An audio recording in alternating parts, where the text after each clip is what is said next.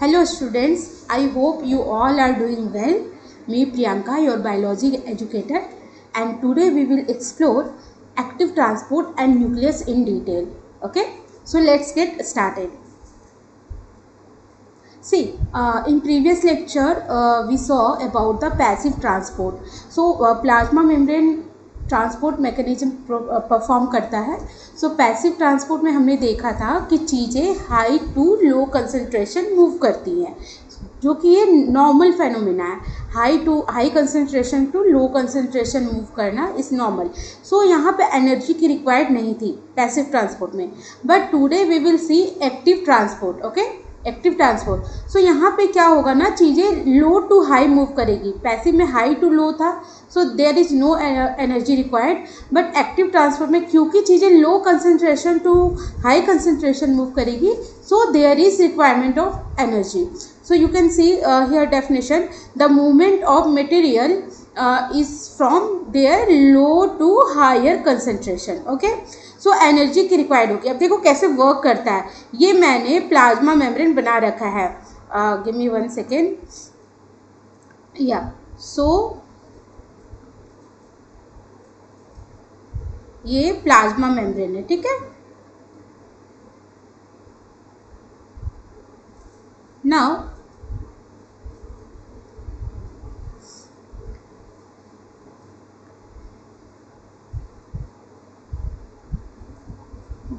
या सो देखो क्या होगा कि कोई भी मॉलिक्यूल है सपोज ये बाहर ये इतनी क्वांटिटी में है सेल मेम्ब्रेन के बाहर, एंड अंदर बहुत सारे नंबर में प्रेजेंट है. ठीक है, बहुत सारे. सो यहाँ क्या हो गया, यहाँ पे हो गया low concentration and here is high concentration. ठीक है, अब सी क्या होगा. पैसिव में तो नॉर्मली रहता तो हाई टू लो मूव करता है. क्योंकि यह एक्टिव ट्रांसपोर्ट है तो जो मटेरियल है लो टू हाई मूव करेगी, लो टू हाई मूव करेगी, लो टू हाई मूव करेगी. ठीक है, तो यहाँ पे क्या होगा, लो टू मूव हाई मूव कर रही है तो यहाँ पे एनर्जी की रिक्वायर्ड होगी. ठीक है, सो एनर्जी रिक्वायर्ड. समझ आ गया, एकदम सिंपल है. प्लाज्मा मेम्ब्रेन के अक्रॉस ट्रांसपोर्ट हो रहा है. बाहर चीज़ें, अगर ये उल्टा ही होता कि अंदर लो कंसंट्रेशन होता सेल के अंदर एंड सेल के बाहर हाई कंसंट्रेशन होता, तो अंदर से बाहर चीज़ें मूव करती. हमेशा लो टू हाई मूव करेगी एंड एनर्जी की रिक्वायरमेंट होगी. ओके, ये साइटोप्लाज्म हमने बनाया था. अंदर ये साइटोप्लाज्म है जिसमें कि मटेरियल मूव करके साइटोप्लाज्म से बाहर गई है मटेरियल मूव करके. ओके, ये आउटर पार्ट ऑफ सेल है. Okay, let's go further. उसके बाद हम देखेंगे ये एंडोसाइटोसिस एंड एक्सोसाइटोसिस क्या होता है. यहाँ सिंपल समझो आप. एंडो का मीन्स हो गया इन और एक्सो का मीन हो गया आउट. सो एंडोसाइटोसिस मतलब किसी भी मटेरियल का सेल के अंदर आना, एंड एक्सोसाइटोसिस का मतलब किसी भी मटेरियल के सेल के बाहर जाना, एग्जिट करना. एक्सो मीन एग्जिट. सो एग्जिट का मतलब क्या होता है, बाहर जाना. ठीक है, तो कैसे ये वर्क करता है वो मैं समझाती हूँ. पहले एंडोसाइटोसिस समझाती हूँ. और ये किस में मेनली होता है, अमीबा परफॉर्म करता है. अपने फूड को किस प्रोसेस से लेता है, वो एंडोसाइटोसिस प्रोसेस से ही इन्गल्फ करता है. सो देखो बेटा, होता क्या है एंडोसाइटोसिस में. सपोज ये कोई फूड पार्टिकल है. ठीक है, फूड पार्टिकल है, यहाँ आया. ठीक है, सो यहाँ पे आके ना फ्यूज़ कर जाएगा. ठीक है, सो ये ऐसा स्ट्रक्चर थोड़ा हो जाएगा, दिखाती हूँ मैं. फ्यूज़ करके ये ऐसा बैग लाइक स्ट्रक्चर बना देगा. ठीक है, ये फ्यूज़ करके. सो ये फिर ऐसा हुआ, फिर फर्दर क्या हो जाएगा, ये सेल अंदर आया. क्योंकि देखो प्लाज्मा मेम्ब्रेन ना बहुत फ्लेक्सिबल होता है, तो वो आराम से इंडल्ज करके फिर बैग लाइक स्ट्रक्चर बना के अंदर चला जाता है. सो यहाँ पे ये अंदर आ गया. ठीक है, इसको हम एंडोसाइटोसिस प्रोसेस कहेंगे. बहुत सिंपल है. ठीक है, फर्दर हम एक्सोसाइटोसिस समझते हैं। ये बिफोर का है एंड ये आफ्टर है। सबसे इम्पॉर्टेंट ये याद रखना कि एंडोसाइटोसिस अमीबा परफॉर्म करता है अपना फूड इनगल्फ करने में, ठीक है। ये आपके एनसीईआरटी में भी दिया हुआ है, तो इसको पक्का ध्यान रखना। चलो, एक्सोसाइटोसिस में क्या होगा, जैसे कि सपोज यहाँ फूड पार्टिकल है, ठीक है, इसको बाहर जाना है, तो क्या होगा, ये ऐसे प्रोसेस है तो बाहर जाएगा, तो ये ऐसा आउटर स्ट्रक्चर बनाएगा, ऐसे बाहर गया और फिर ये मटेरियल टूट के ऐसे बिखर जाएगा आउटर में जाके, ठीक है, और सेल नॉर्मल हो जाएगा, ठीक है, समझ गए। सो ये बिफोर है और ये आफ्टर है, ये मैंने सेल बनाया है, ध्यान रखना, ठीक है। चलो, सेल कैसा हो जाएगा, मतलब अगर ऐसे इसको ही फर्दर दिखाऊं तो ऐसा रहेगा, ऐसा, और बाहर मटेरियल रहेगा और नॉर्मल सेल रहेगा, ठीक है। चलो, अब नेक्स्ट क्या होता है, प्लाज्मोलाइसिस हम देखेंगे। देखो, प्लाज्मोलाइसिस क्या होता है ना, श्रिंकेज ऑफ प्रोटोप्लाज्म को हम प्लाज्मोलाइसिस कहते हैं। और सबसे इंपॉर्टेंट याद रखना, प्लाज्मोलाइसिस पी से स्टार्ट हो रहा है, तो पी फॉर प्लांट हो जाएगा, मतलब ये प्लांट में पाया जाता है, ठीक है, सिर्फ प्लांट में पाया जाएगा प्लाज्मोलाइसिस प्रोसेस। अब ये होता क्या है, श्रिंकेज ऑफ प्रोटोप्लाज्म। अब मैम प्रोटोप्लाज्म तो आपने कुछ तो बताया था, प्रोटोप्लाज्म मतलब क्या बताया था मैंने, लिविंग पार्ट ऑफ सेल। जितने भी लिविंग पार्ट होंगे ना वो कॉन्ट्रैक्ट कर जाएंगे, श्रिंक कर जाएंगे इस प्रोसेस में। अब देखो क्या है हमारे सेल में लिविंग पार्ट प्रोटोप्लाज्म क्या है, सेल मेम्ब्रेन तो बताया था मैम, राइट। जितने हैं सब लिविंग है, सिर्फ एक डेड है जो कि है सेल वॉल, ठीक है, लास्ट लेक्चर में मैंने बताया था। वो कॉन्ट्रैक्ट नहीं करेगा, ये श्रिंकेज जो होगा सेल का, वो सेल वॉल बिल्कुल मूव नहीं करेगा, कहते हैं ना टस से मस नहीं होना, वो बिल्कुल अपनी जगह से नहीं हिलेगा। बट बाकी जो प्रोटोप्लाज्म है वो सिकुड़ जाएगा, श्रिंक कर जाएगा, ठीक है। तो इस प्रोसेस में हम देखेंगे, ये आपका एनसीईआरटी का डायग्राम है, आप ये समझो। 1 सेकेंड, मैं पेन चेंज कर लेती हूँ, समझ आएगा बेटर वे में। या आप ये देखना, ये देख रहे हो, ये सेल वॉल है आपका, ठीक है, ये सेल वॉल है। अब क्या हो रहा है, यहाँ पे देखो, ये नॉर्मल सेल एक हमने लिया है, ये सेल वॉल है, ये अंदर प्लाज्मा मेम्ब्रेन है, ग्रीन कलर का जो आप देख रहे हो, ये प्लाज्मा मेम्ब्रेन हो जाएगा आपका, ठीक है, ये प्लाज्मा मेम्ब्रेन हो जाएगा, एंड ये साइटोप्लाज्म हो जाएगा, ठीक है, साइटोप्लाज्म। 1 सेकेंड,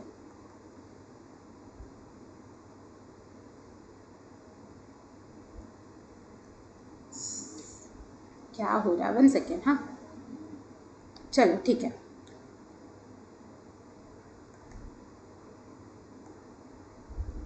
साइटोप्लाज्म हो जाएगा, ठीक है।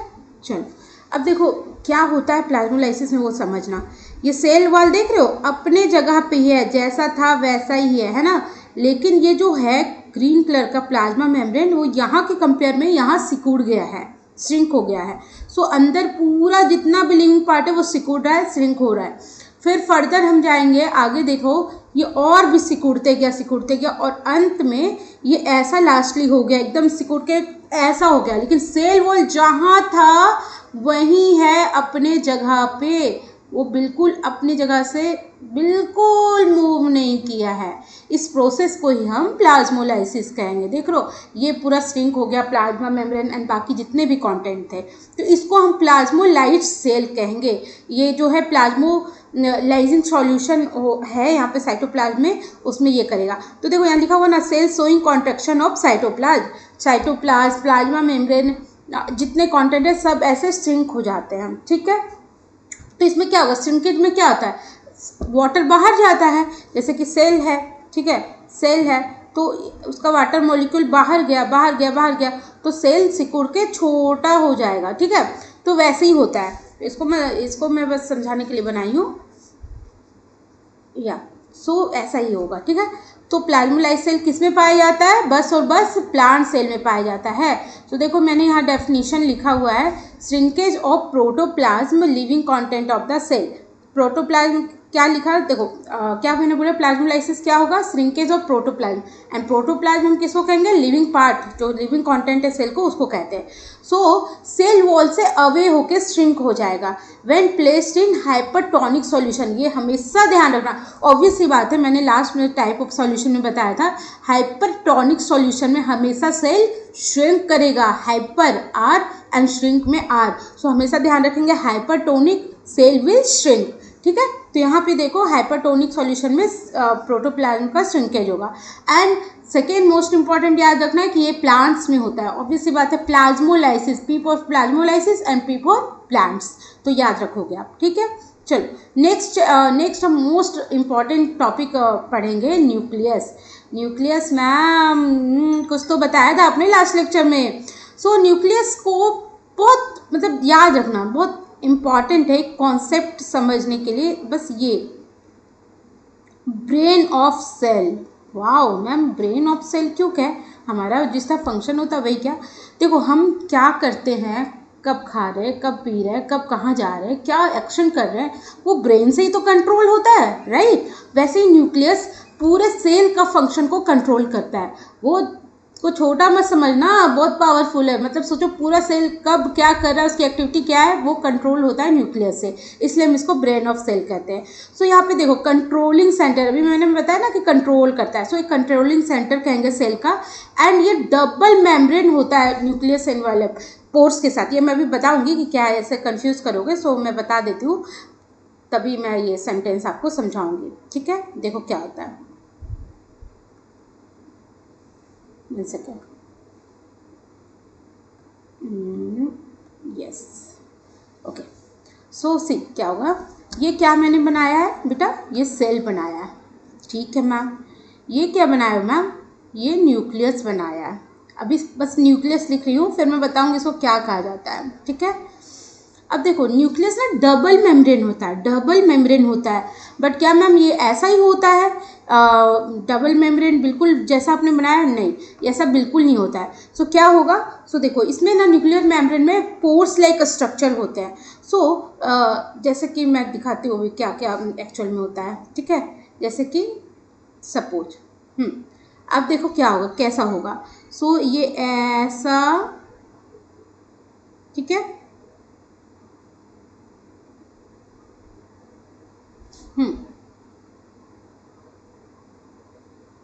देख रहे हो पोर्स बन रहे हैं मेम्ब्रेन में, देखो, ठीक है। क्या क्या समझाना चाह रही हूँ मैं, ये देख रहे हो, ये क्या हुआ, इसको हम न्यूक्लियर पोर कहेंगे, न्यूक्लियर पोर, ठीक है, ठीक है मैम। सो इसको मैं पोर सिर्फ इसको डिफरेंट पेन से दिखा रही हूँ ताकि आप लोग समझो कि ये पोर इंपॉर्टेंट है। मतलब सब सोचते हैं डबल मेम्ब्रेन है, बट उनको लगता है कि कंटिन्यूअस होता है वो लाइनिंग, बट नहीं, यहाँ बीच में पोर्स होते हैं। सो ये सेल था, ये न्यूक्लियर पोर हो गया। एंड इसको क्या कहेंगे मैम, अभी तो आपने न्यूक्लियस बताया, सो ये न्यूक्लियस इन्वेलप है, ठीक है, जितना पूरा है। 1 सेकेंड,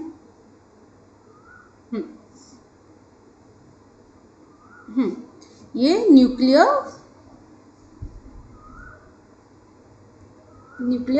इन्वेलप है, ठीक है।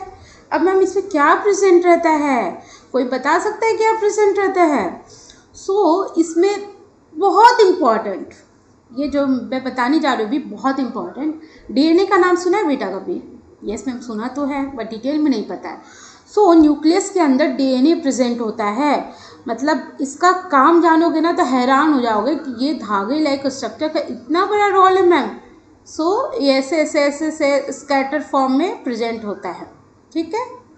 चलो, तो ये जो डीएनए है वो क्या इसका फंक्शन है, वो क्या होता है? सो देखो ये 1 सेकेंड, ये डीएनए प्रेजेंट है न्यूक्लियस के अंदर, स्कैटर्ड फॉर्म में यहाँ शो है। सो मैं यहाँ बता रही हूँ स्कैटर्ड फॉर्म में। आगे जाके जब सेल डिवीजन होगा तो एक ऑर्गेनाइज फॉर्म में बन जाता है। तो इसका काम क्या है मैम डीएनए का? सो आप जितना भी कैरेक्टर शो करते हो ना, लाइक आपकी आंखें कैसी है, आपके ईयर कैसे है, आपके नोज़ कैसे है ना, आपको जेनेटिकली जो भी कैरेक्टर ट्रांसफ़र होती है ना वो डीएनए के थ्रू होता है। देखते हो ना, किसी सपोज किसी के फादर लॉन्ग मतलब टॉल है तो उनका बच्चा भी टॉल होगा। किसी की हाइट कम है मदर की, तो मे भी उनका बच्चा भी, अगर मदर का जीन ट्रांसफ़र हुआ इस डीएनए के थ्रू ही होता है, तो वो भी शॉर्ट हाइट का होगा। ठीक है, तो एकदम ये ध्यान रखना कि बहुत इम्पॉर्टेंट है। एंड ये आपका जो भी आपका जीन इसके थ्रू ही ट्रांसफ़र होता है, जो कि कैरेक्टर शो करता है। अब देखो डीएनए का फुल फॉर्म क्या होगा पता है? Deoxyribose nucleic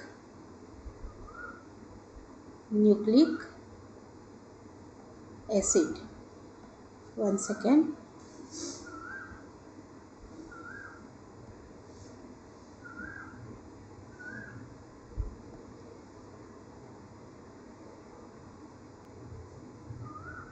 okay, so पता है बेटा डीएनए का फुल फॉर्म क्या होगा? मैं यहाँ बताती हूँ।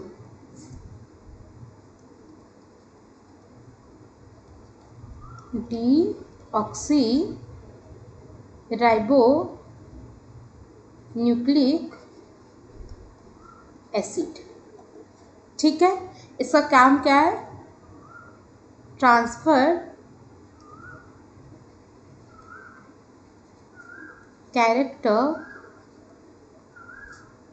From one generation to next. ठीक है, चलो इतना समझ आ गया कि सेल है, सेल के अंदर ये सब यहाँ पे मैंने इतना आप जानते हो साइटोप्लाज्म है, इसके अंदर सेल ऑर्गेनेल्स रहेगा, लेकिन क्योंकि हम न्यूक्लियस को केवल बता रहे हैं तो मैंने न्यूक्लियस का डायग्राम बनाया। अब जो ये न्यूक्लियर पोर है या न्यूक्लियर एनवेलप है, यहाँ डीएनए है, तो मैम क्या बताई थी अभी कि डीएनए हमेशा ऐसे स्कैटर्ड फॉर्म में नहीं होता है, तो थोड़ा सा कुछ टर्म्स समझते आ गए। ठीक है, देखो क्रोमेटिन एंड क्रोमोसोम, तो क्या होता है मैम? सो सी, क्रोमेटिन मतलब होगा, क्रोमेटिन मतलब ऐसे ऐसे ऐसे ऐसे ऐसे ऐसे ऐसे ऐसे डीएनए स्कैटर फॉर्म में है। ठीक है, लेकिन जब सेल डिवीजन होगा ना, सेल डिवीजन,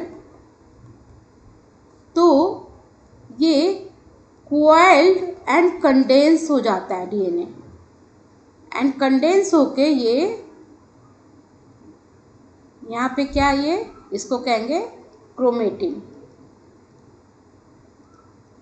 और यहाँ पे कैसा होगा कंडेंस होके? सो कंडेंस होके ये ऑर्गेनाइज फॉर्म में ऐसे प्रेजेंट होता है। ठीक है, कॉइल्ड एंड कंडेंस होके ये क्या बन गया? आपका क्रोमोसोम बन गया। ओके, या सो ये कब होता है? जो कंडेंसेशन हुआ एंड क्वाइलिंग हुआ, जो वो सेल डिवीजन जब प्रोसेस होता है ना हमारे बॉडी में, तब ये होता है कि सेल डिवीजन के ड्यूरिंग डीएनए कंडेंस होके क्रोमोसोम के फॉर्म में हमारे सेल में प्रेजेंट होता है। ठीक है, चलो ठीक है। अब थोड़ा सा मैं समझाती हूँ कि यहाँ पहले डेफिनेशन था देख लो, फिर मैं समझाऊंगी कैसे ये कंडेंसेशन एंड क्वाइलिंग होता है। ठीक है, तो देखो क्रोमेटिन स्कैटर्ड फॉर्म है डीएनए का, जो थ्रू आउट न्यूक्लियस में हमेशा प्रेजेंट रहता है, लेकिन जब सेल डिवीजन होगा तो यही क्रोमेटिन अपना शेप चेंज करके क्रोमोसोम बन जाता है। So chromosome highly coiled condensed form होगा डीएनए का, एंड क्रोमोसोम केवल विजिबल होता है ड्यूरिंग सेल डिवीजन। ये ध्यान रखना, नॉर्मली हमेशा डीएनए के फॉर्म में प्रेजेंट होगा, लेकिन जब ये सेल डिवीजन होगा तो डीएनए क्रोमोसोम, जो ये क्रोमेटिन है वो क्रोमोसोम के फॉर्म में प्रेजेंट होगा। दोनों को डीएनए कहेंगे। जब नॉर्मली रहेगा तो ये सेल क्रोमेटिन के फॉर्म में डीएनए प्रेजेंट रहेगा, एंड जब सेल डिवीजन होगा तो ये डीएनए क्रोमोसोम के फॉर्म में प्रेजेंट होता है। अब थोड़ा सा मैं समझाती हूँ कि ये कैसे होता है। ठीक है, जैसे कि मान लो सपोज ये डीएनए का है, ठीक है, ये अपना स्कैटर्ड फॉर्म में है। अब ना ये जो है क्वाइलिंग और कंडेंसेशन जो होगा, क्वाइलिंग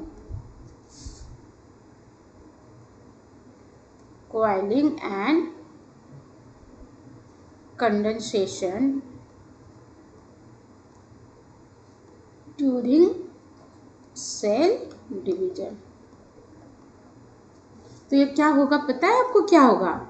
ये जो स्कैटर्ड वाला डीएनए है ना, वो ऐसे ऐसे ऐसे ऐसे ऑर्गेनाइज होगा, कंडेंस होते जाएगा, क्वाइल एंड कंडेंस होते जाएगा, और ऐसे ही होते होते ये ऐसा स्ट्रक्चर फिर क्रोमोसोम का शेप ले लेगा। देख रहे हो? ओके मैम, ये ऐसा होता है? यस। नाउ जो क्रोमोसोम है वो किससे बना हुआ है? नॉर्मली अगर हम देखते हैं तो क्रोमोसोम आपका, यहाँ लिखती हूँ, क्रोमोसोम डीएनए का बना हुआ है। यस मैम, डीएनए ही तो होता है। अब क्या होगा? बट प्रोटीन का भी इन्वॉल्वमेंट है, मतलब क्रोमोसोम डीएनए तो है ही, पर क्रोमोसोम के ऊपर ऐसे प्रोटीन जो होता है वो चिपके हुए रहते हैं, उनका भी फंक्शन है। तो इतना डिटेल में आपको नहीं पढ़ना, अभी जो है मैं बता रही हूँ। सो ये प्रोटीन प्रेजेंट होते हैं, ठीक है। ये कौन सा प्रोटीन प्रेजेंट होता है मैम? सो बस एक नाम ध्यान रखो, शायद आपको किसी हायर कॉम्पिटिटिव में पूछ लिया जाए कोई एग्जाम में, लेकिन बोर्ड में तो आई डोंट थिंक ये पूछेगा, बट इसको ध्यान रखना। यहाँ पे हिस्टोन प्रोटीन होता है, ये हिस्टोन प्रोटीन क्रोमोसोम के ऊपर प्रेजेंट होता है, ठीक है, सेल डिवीजन में हेल्प करता है। चलो अब हम देखेंगे type of cell on the basis of nucleus. Ma'am कितने बेसिस, मतलब पता नहीं, सेल को हमने नंबर पे भी देखा था, नंबर के बेसिस पे डिफरेंट टाइप ऑफ सेल है ना, शेप के बेसिस पे डिफरेंट टाइप ऑफ सेल। सो यहाँ पे हम देखेंगे basis of nucleus different type का सेल।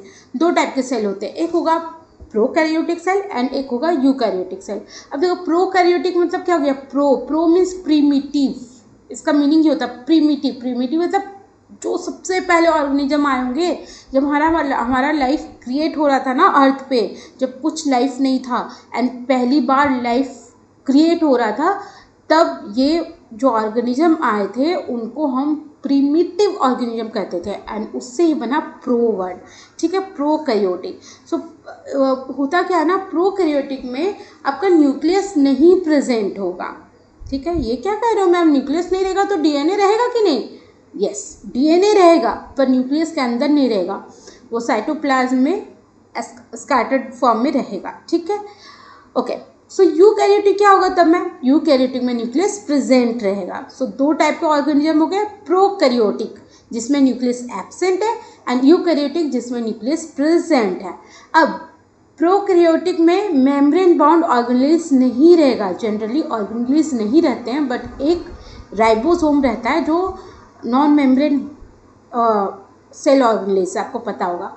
और यूकैरियोटिक में हर तरह के सेल ऑर्गेनेल्स प्रेजेंट होते हैं, चाहे वो मेम्ब्रेनस हो, नॉन मेम्ब्रेनस हो, है ना। सो ये थोड़ा सा आप डेफिनेशन देख लो कि प्रोकैरियोटिक में न्यूक्लियस अनडिफाइंड होता है, ठीक है, क्योंकि न्यूक्लियस अनडिफाइंड है और इसको हम न्यूक्लियोइड कहेंगे। मतलब न्यूक्लियर मेम्ब्रेन के अंदर अगर प्रेजेंट होता डीएनए तो उसको हम पूरा न्यूक्लियस कहते थे, बट अगर न्यूक्लियर मेम्ब्रेन रहे ही नहीं, बस डीएनए रहे, तो उसको हम न्यूक्लियोइड कहेंगे, ठीक है। अब membrane bound organelles are absent, अभी मैंने बताया। यूकैरियोटिक में वेल डिफाइंड होगा आपका न्यूक्लियर मेम्ब्रेन, ठीक है, और सेल ऑर्गेनेल्स मेम्ब्रेन बाउंड होगा, ठीक है। चलो अब थोड़ा सा समझो कि कैसे होता है। तो इसमें क्या होगा, जैसे ये मैंने सेल बनाया, ठीक है, चलो अब यहाँ पे तो न्यूक्लियस है नहीं, सो ये ऐसे स्कैटर्ड फॉर्म में डीएनए प्रेजेंट होगा। डीएनए, इसको हम क्या स्पेसिफिक नाम दिए थे? न्यूक्लियोइड, ठीक है, ये हो गया सेल। लेकिन यूकैरियोटिक सेल में क्या होगा? प्रॉपर, जैसे मैंने बताया था, प्रॉपर न्यूक्लियस रहेगा और उसके अंदर डीएनए रहेंगे, और सारे सारे सेल ऑर्गेनेल्स भी रहेंगे, ठीक है, जैसे कि आपका, ठीक है, ये माइटोकॉन्ड्रिया हो गया, ठीक है। तो ऐसे ऐसे करके वैक्यूल हो गया, राइबोसोम हो गया, ऐसे रहेंगे सारे सेल ऑर्गेनेल्स। सो यहाँ पे देखो ये न्यूक्लियस है, ये डीएनए है। समझ आया प्रोकैरियोटिक और यूकैरियोटिक में डिफरेंस? यस मैम समझ आ रहा था न्यूक्लियस नहीं होगा प्रोकैरियोटिक में और यूकैरियोटिक में न्यूक्लियस प्रेजेंट होगा। अब बताओ प्रोकैरियोटिक का एग्जांपल क्या होगा? यूकैरियोटिक का तो पता है, हम में भी होता है, न्यूक्लियस प्रेजेंट होते हैं, है ना। So we are eukaryotic, so plants हो गए, एनिमल्स हो गए, ये यूकैरियोटिक के एग्जाम्पल है। बट आपका प्रोकैरियोटिक में क्या एग्जाम्पल मैम? बताओ, मुझे नहीं पता मैम। ठीक है मैं बताती हूँ। सो बैक्टीरिया, प्रिमिटिव ऑर्गेनिज्म है ना बैक्टीरिया, सो इसका एग्जाम्पल हो जाएगा बैक्टीरिया, ठीक है। अब देखो बैक्टीरिया कैसे होता है, ये सपोज बैक्टीरियल सेल है, ठीक है मैम। सो यहाँ पे ये प्रेजेंट है डीएनए। अब क्योंकि बैक्टीरिया है तो यहाँ पे सेल वॉल भी होगा, ठीक है, सेल वॉल भी प्रेजेंट है, ठीक है। अब इसके फ्लैजिला रहते हैं, पूछ लाइक स्ट्रक्चर। सो यहाँ पे बेसिकली मैं ये बताना चाह रही हूँ कि यहाँ पे देख रहे हो ये साइटोप्लाज्म, जैसे ये सेल वॉल है, ठीक है, ये प्लाज्मा मेम्ब्रेन है,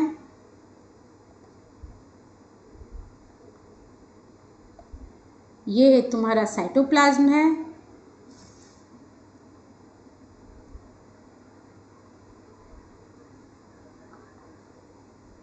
ठीक है। अब मैम क्या होता है साइटोप्लाज्म? कुछ नहीं होता है, होता है। देखो क्या होता है मैम, अभी तो आपने बोला कि सेल ऑर्गेनेल्स नहीं प्रेजेंट होंगे, तो क्या बना रहे हो? ये मेरा मामू बना रहे हो? नहीं बेटा बिल्कुल नहीं बना रही हो। देखो क्या है, सो यहाँ पे ये जो स्ट्रक्चर दिख रहा है आपको, उसको राइबोसोम कहेंगे, क्योंकि राइबोसोम ऐसा सेल ऑर्गेनेल्स है जिसमें मेम्ब्रेन नहीं होता, मतलब ये नॉन मेम्ब्रेन बाउंड ऑर्गेनेल्स है, तो ये प्रेजेंट होगा, ठीक है। मैंने बताया था नॉन मेम्ब्रेन बाउंड एक राइबोसोम ही ऐसा ऑर्गेनेल्स है जो प्रोकैरियोटिक में प्रेजेंट होता है, ठीक है। चलो तो ये समझ आ गया कि ये डीएनए है, आपका न्यूक्लियोइड है, ठीक है, ये और राइबोसोम प्रेजेंट होते हैं, बाकी सेल ऑर्गेनेल्स नहीं प्रेजेंट होगा प्रोकैरियोटिक में। अब देखो यूकैरियोटिक ये है, इसका एग्जांपल लेंगे तो ये प्लांट्स एंड एनिमल्स इसके एग्जांपल होंगे, ठीक है। अब इसे समझाना ही नहीं है पूरा डिटेल में, तो सेल पढ़ा ही कि कैसे क्या ऑर्गेनेल्स प्रेजेंट होता है, एक एक करके हम ऑर्गेनेल्स देखेंगे नेक्स्ट क्लास में, जैसे कि माइटोकॉन्ड्रिया का क्या फंक्शन है, कैसा काम करता है, एंडोप्लाज्मिक रेटिकुलम, गोल्गी एपारेटस, है ना। तो अभी तक हमने देखा है मेन जो सेल का कंपोनेंट वो प्लाज्मा मेम्ब्रेन देखा एंड न्यूक्लियस देखा। नेक्स्ट लेक्चर में हम सेल कंपोनेंट जो देखेंगे वो सेल ऑर्गेनेल्स देखेंगे, डिफरेंट ऑर्गेनेल्स का क्या क्या फंक्शन है, ओके। सो गुड लक बेटा, see you soon in next class, thank you.